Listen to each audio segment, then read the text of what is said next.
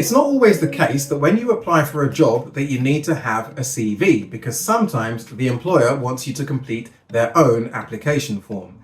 Now, in some ways, this is a lot easier because you just need to fill in the details about your previous education, your employment or work experience, and so on. And you don't need to worry about things like layout. But in other ways, it can be more challenging because you'll need to answer specific questions related to your suitability for the job and why you want to do the job in the first place in a limited number of words. So here's a few questions that you might be asked. So for example, why do you want to work at the company? Why do you think you're suitable for the role? What skills and experience do you have that will help in this particular role? Or describe a time when you've had to work with others to achieve a goal.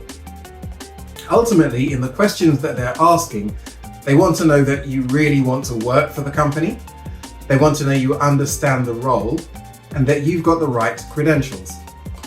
Whatever the question is, it's always important to think about why they're asking that question in the first place.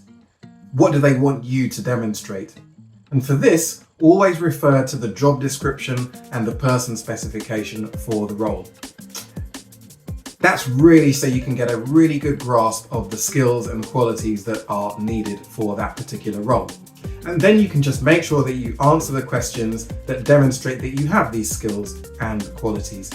I think the key is really to make sure that you follow the instructions clearly. And just as with a CV, that you make sure that you research the company thoroughly before you start the application form. And then also to check when you've completed the application form for any particular mistakes that you may have made, and just to make sure that you're happy with everything before you click send.